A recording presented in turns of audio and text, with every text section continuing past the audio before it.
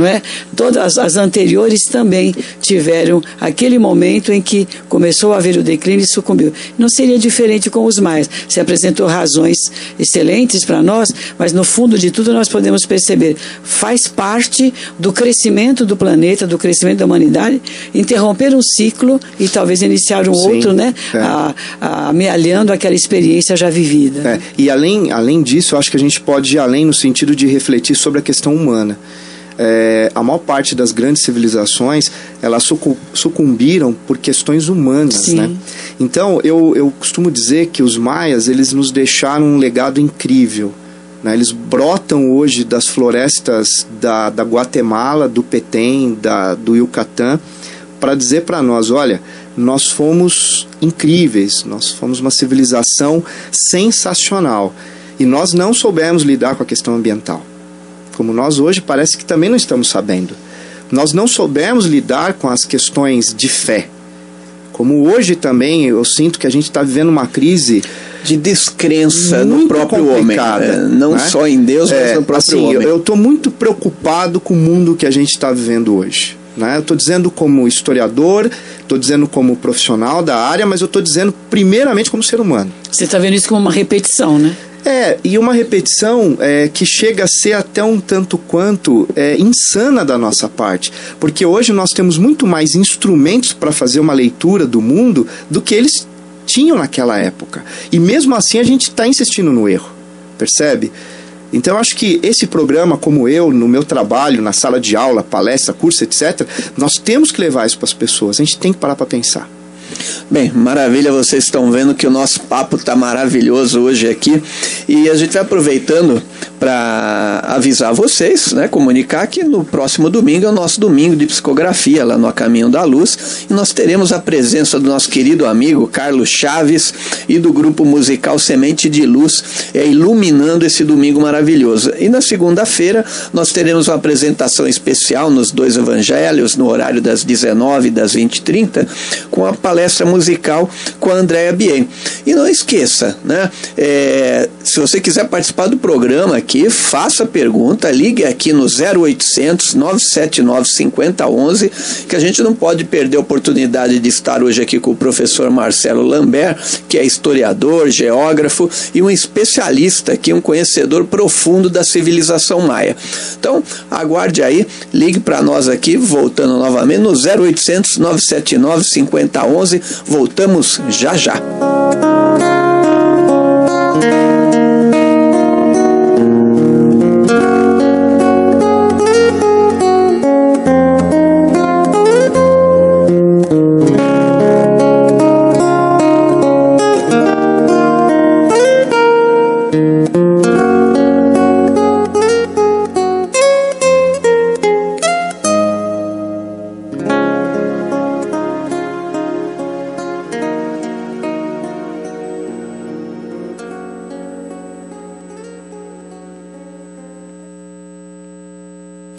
Rádio Boa Nova, onde você estiver. Olá, quem está falando aqui é Regina Duarte. Você sabia que o deficiente mental precisa de muito carinho, atenção e especialmente de um atendimento médico e ambulatorial diferenciado? Acesse euajudoaconstruir.org.br ou ligue para 0800 11 90 12. Rádio Boa Nova. 13h22. Colabore com a Rádio Boa Nova na divulgação do Espiritismo para os 4 cantos do mundo. Ligue para 0800 12 18 38 ou acesse www.radioboanova.com.br. Rádio Boa Nova.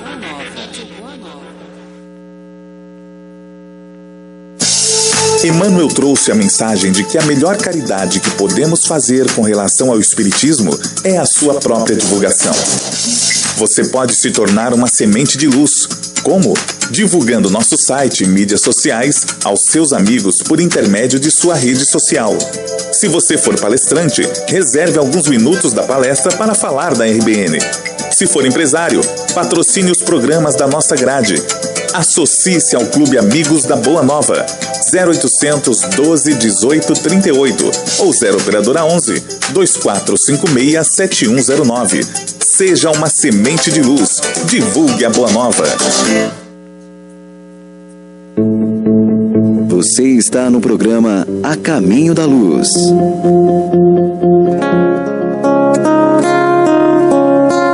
Estamos de volta no nosso Caminho da Luz, hoje entrevistando o professor Marcelo Lambert, que é um historiador, geógrafo, um especialista na civilização maia.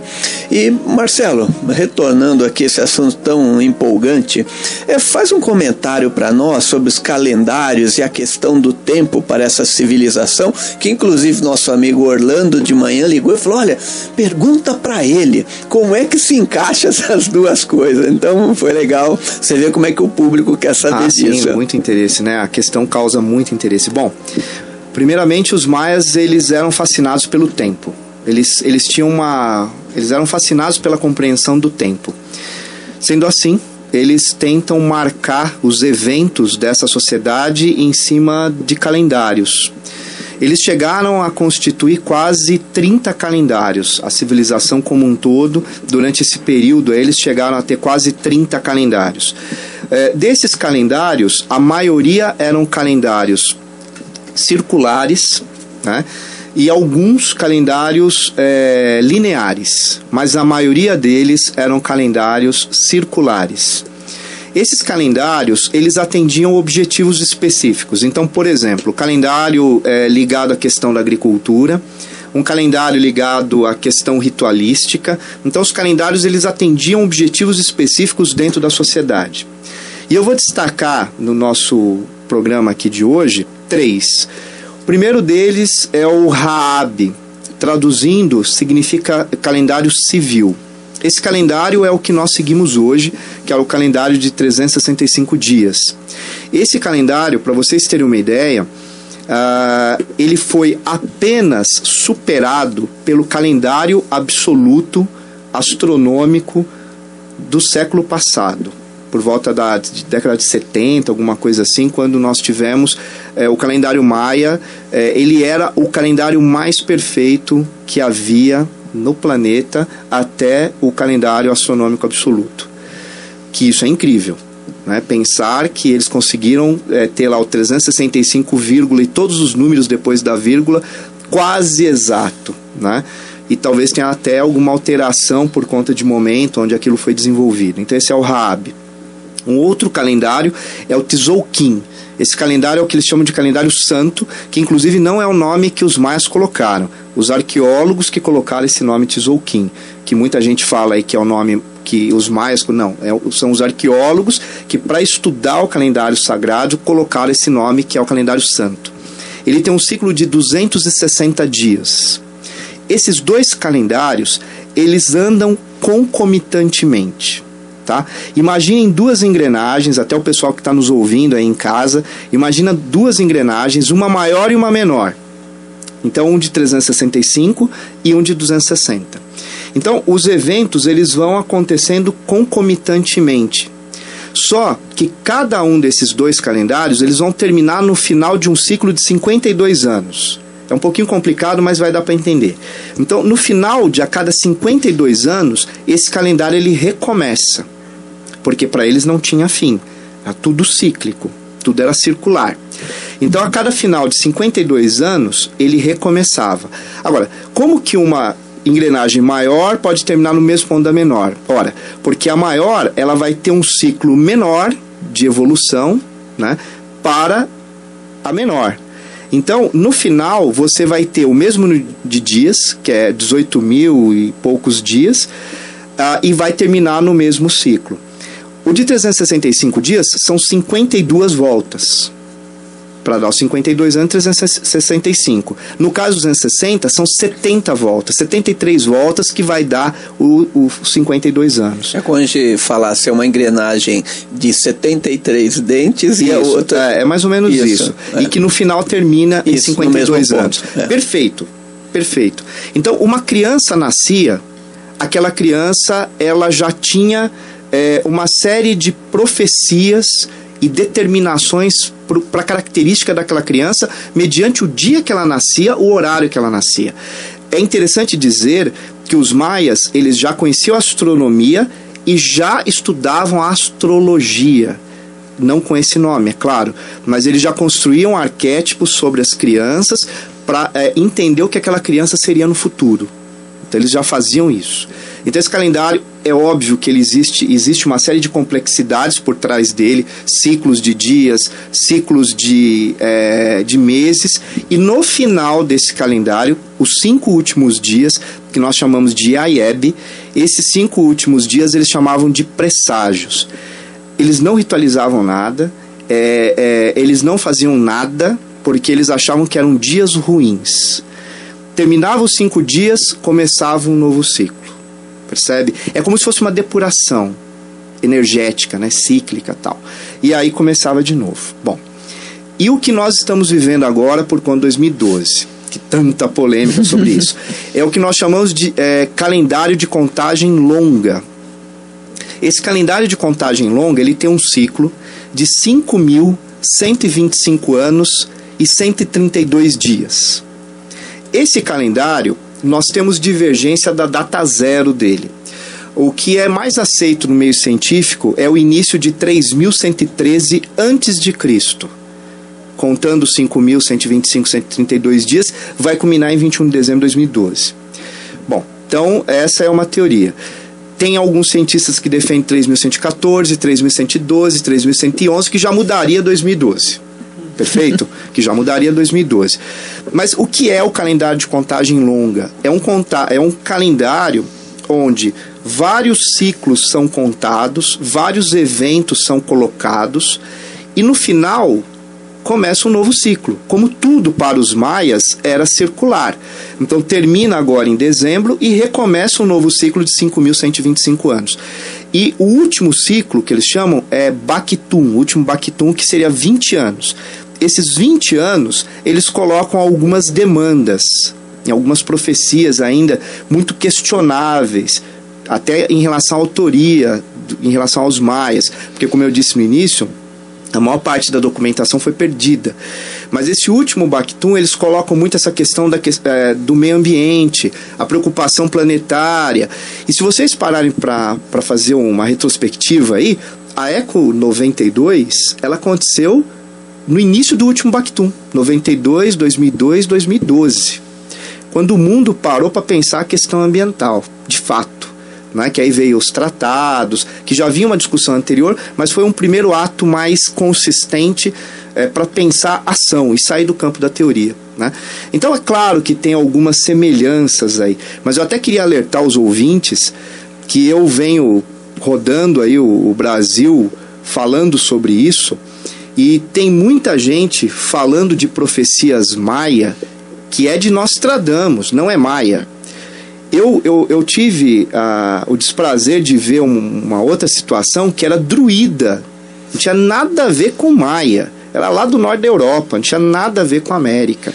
E as pessoas estão misturando tudo isso. Inclusive tem uma pessoa que pergunta assim, por favor, fale também sobre a civilização celta, que a gente sabe que vem justamente da questão dos druidas. Mas depois você, só rapidinho, que é a Anitta Edith Veiga, aqui de São Paulo. Os celtas são interessantíssimos também, mas aí também tem suas especificidades. Pode ser até um outro programa. Porque é muito interessante também. Então, para finalizar, é muito importante a gente perceber esses calendários, mas o tempo para eles era circular, não havia fim. Tanto é que para os maias não havia morte, não havia fim, não tem morte para o maia. O maia só morre se ele tiver uma vida inadequada. Se ele tiver uma vida que ele pauta o sagrado, não existe morte. E Marcelo, existe alguma informação de qual era o tempo de vida naquela época? Tem algum lugar de registro? Quantos anos normalmente vivia um homem, uma mulher, assim? Olha, a expectativa de vida, eu acredito, pelos estudos arqueológicos, antropológicos, eu acredito em 50, 60 anos bem vividos, assim, por uma pessoa. A média para o homem, eu acredito, pelos estudos, uns 50 anos. Por quê? A dieta alimentar do maia não tinha carne, era raro. Tanto é que algumas ossadas que nós estudamos tinham problema de ossos também, né? Porque eles tinham problema de consistência óssea. A pessoa começar a ficar muito magra, né? Também. Então, olha, tá tendencioso isso, hein? Agora, por parte do apresentador, exatamente. Né? Agora, não que a questão da falta de carne, uma crítica às pessoas que acreditam nessa questão, né? Mas eu estou dizendo na questão da base alimentar deles, que era muito voltada só ao milho, né? Porque hoje você talvez não come carne, mas você agrega outros alimentos que compõem, porque a gente já tem esse estudo também, né? Agora, a expectativa de vida, a gente tem que lembrar que era uma área tropical, equatorial, muito quente, né? Com todas as dificuldades que a natureza oferece, porque se vocês visitarem uma zona arqueológica maia, vocês vão ficar impressionados, porque assim, é mata fechada, é mata fechada, no meio da floresta, aí de repente você entra numa saída de mata, você vê uma pirâmide. Não tem como não chorar. Se você tiver um pouquinho de sensibilidade, você vai rever tua vida. Porque você vai rever teus padrões, você vai rever paradigmas, você vai rever o quanto nós somos arrogantes com a nossa civilização, né? Com o nosso modelo de civilização, enfim. É interessante isso que você está colocando. A expressão maior, diríamos, entre aspas, artística deles era a questão das pirâmides? Eles tinham se expressavam dessa forma ou tinha algum outro tipo de objeto? Sim. Como que eles colocavam os seus anseios, as suas dúvidas na arte, por exemplo? Tá, olha, a arte maia, ela é maravilhosa. Não só pelas pirâmides, porque eles construíam grandes templos, né? Inclusive quem depois no site pode ver, tem muitas fotos lá. Eles construíam templos, pirâmides, e eles também tinham uma arquitetura sensacional. Tem uma cidade que fica na região do Chiapas, que fronteira com a Guatemala, próximo do rio Sumancita, chamada Bonampak, que são os famosos murais de Bonampak. Se vocês entrarem dentro de um templo lá, que é o Templo dos Murais, e vocês olharem as pinturas, é uma coisa incrível. Já tinham tintas. Tinta. E olha, você vai ficar mais admirado ainda. O azul que os maias usam, até hoje nós não chegamos nesse azul. Existe um PhD em química, que ele vive em Bonampak praticamente, pesquisando o azul, que é um azul que tem uma pigmentação que é sensacional. É incrível. E o mais incrível, todas as outras cores, elas desbotam. Esse azul não. Se você entrar num templo maia hoje, todos eles eram trabalhados com alto, baixo relevo, pintura, as pinturas estão desbotadas, se elas não foram restauradas, mas o azul guarda as suas propriedades. E aí esse PhD em química, ele está lá fazendo todas as misturas possíveis com a natureza local e não consegue chegar naquele azul. Marcelo, só para a gente fechar o assunto, fim do mundo em 2012, tem mais alguma coisa que você possa alertar para desanuviar aí a atenção do povo? Olha, eu queria deixar aqui uma mensagem. Sob a perspectiva do calendário maia, em momento algum foi falado em final dos tempos. Não existe isso na civilização maia. Qualquer coisa que é falado sobre isso é especulação. Não há documento, não tem estela, não tem nada que fale sobre isso. E eu acho até, e aí vem a minha mensagem, enquanto a gente está se preocupando que o mundo vai acabar em 2012, a gente está deixando de lado as questões políticas, as questões sociais, as questões reais que nós temos que lutar, porque a gente está desviando, eu acho que o foco da verdadeira luta nossa aqui nesse planeta, né? Porque eu acredito que a emancipação humana passa por uma luta social intensa, né? E um mundo com uma equidade maior. Então eu acredito que nós temos que desmistificar isso, né? As pessoas têm que parar de sofrer com essa possibilidade, porque é mercadológica essa informação, não é pautada na realidade. Agora, se o mundo vai acabar ou não, eu não posso dizer, porque quem sou eu para falar isso? Né? Mas sobre a perspectiva da civilização maia, não há nenhuma citação em relação a isso. Marcelo, na sua opinião, tantas coisas maravilhosas que foram feitas, imagino que você deve ser um apaixonado, sim, né, pela civilização sim. maia.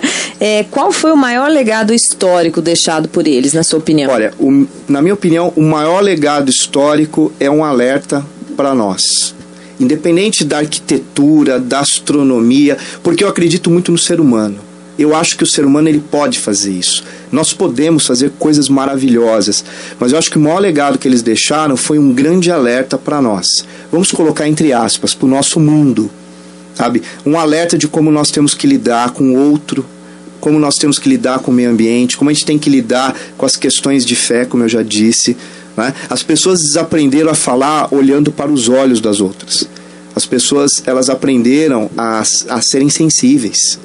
Então acho que o maior legado histórico dos maias foi nos ensinar hoje eu poder falar para o mundo, porque eu estudo desde os 9 anos de idade as pré-colombianas, eu tenho 41 anos hoje, né? Então há 30 anos que eu estudo. Então o maior legado, na minha opinião, é eu poder hoje falar para o mundo, como eu estou falando em todos os meios aí, o que foi essa civilização e o que eles hoje nos ensinam. Agora, numa outra questão mais pessoal, é lógico que os espíritas são reencarnacionistas. Sim. Em toda essa passagem, você já não teve algum momento, um insight de que você já esteve ali? Olha, e agora a sua pergunta foi bastante interessante e eu vou ser honesto, tá? Porque cientificamente isso vocês sabem. Não, mas que agora foge. É o coração que vai falar. Olha, eu vou dizer uma coisa para vocês. Eu tive uma experiência em Chichén Itzá, que é uma cidade maia tolteca. Eu subi uma pirâmide como se eu já tivesse subido ela 1000 vezes. E, inclusive, naquele momento, as pessoas ficaram me olhando assustados, porque eu estava lá como pesquisador, mas um turista tinha morrido lá, que tinha caído, porque é perigoso. Porque o maia ele tinha uma média de estatura de 1,5 m, a mulher e o homem 1,55 m. E os degraus eles são muito estreitos e altos, que eles eram fortes, né, atarracados. E eu subi muito rápido. E naquele momento, quando eu cheguei no topo da pirâmide, eu olhei a cidade de Chichén Itzá, apesar de não ser a minha preferida, minha cidade de coração é Palenque, que fica no Chiapas, no México. A hora que eu olhei aquilo, me parece que eu vi aquilo tudo habitado. Revendo. Parece que eu vi as coisas acontecendo. E em Palenque foi a mesma coisa. Quando eu entrei, parece que eu vi tudo acontecendo. Eu digo isso porque eu tive uma experiência tal. Eu nunca tinha... A primeira vez que eu fui para a França, e quando eu entrei no Parque de Luxemburgo, eu tive a sensação real, né, de que aquilo não era novo para mim e eu conhecia cada pedaço daquilo ali, né? Então a gente diz isso porque imagina você apaixonado dessa forma, porque é um reencontro, né? Reencontrar a mulher amada é sempre bom, né? Então reencontrar o lugar amado é sempre bom. E no meu caso até, deixa eu só completar, eu sou apaixonado pela América. Né? Eu sou especialista nas pré-colombianas e América Latina, né? Tanto é que eu dou aula na universidade na cadeira de América, porque eu sou apaixonado pela nossa América. E os maias é um deles, né? Marcelo, e o que foi a expedição Odisseia no mundo maia? Ok, isso foi uma expedição, eu faço parte de um centro de pesquisa, que é o Centro de Pesquisa Odisseia, e nós promovemos uma expedição internacional científica com apoio aí da embaixada e apoio aí de alguns órgãos aí do governo brasileiro, tanto é que a gente teve todo o apoio da Embaixada Brasileira no México, e a gente rodou 5.000 quilômetros no território maia, né? E nós visitamos várias zonas arqueológicas, conhecendo, revendo especialistas, passei por algumas universidades como a UNAM, a UAD, na Península do Yucatán, e o mote principal da expedição Odisseia no Mundo Maia é que tem um site, né, só dessa expedição, que é o mundomaia.com.br, né? Acho que não tem problema de divulgar aqui o site, né? Totalmente. Que é mundomaia.com.br, que é o site da expedição, onde tem um diário de bordo, onde nós falamos tudo o que aconteceu na expedição, né? E foi uma expedição científica que tinha por objetivo trazer um grande arquivo fotográfico, filmográfico e conteúdo dos maias para o Brasil, na perspectiva de democratizar o conhecimento. Bem, como nós temos só mais 2 minutos, Marcelo, é o seguinte, uma pessoa pede aqui algum título, uma literatura que, dentro do mais real, dentro do mais acessível em termos de entendimento, se você puder dizer, você tem um livro publicado também, né? Então pode falar dele. Bom, o meu livro chama-se Civilização Maia, História, Sociedade, História e Pensamento, né, da civilização. E ele foi editado pela Escortece, né, que é o nome da editora. Pode encontrar pelo meu site, né? Aqui em Guarulhos, eu posso falar o local? Pode.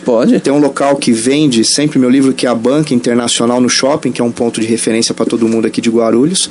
E pelo meu site, que eu posso falar? Pode. A gente vai deixar aqui. É fácil, é marcelolambert.com. Tá certo. Tá? Bem, maravilha, gente. Estamos chegando ao final do nosso programa, um programa maravilhoso, agradecendo a presença do Marcelo Lambert, que é aqui de Guarulhos, é uma alegria, está na sua casa, né? Então, Marcelo, obrigado ouvinte por estar conosco.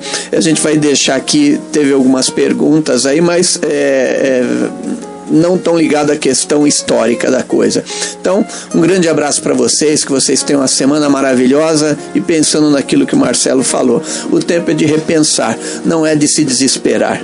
Um grande abraço. Um grande abraço e obrigado a vocês e os ouvintes. Obrigado.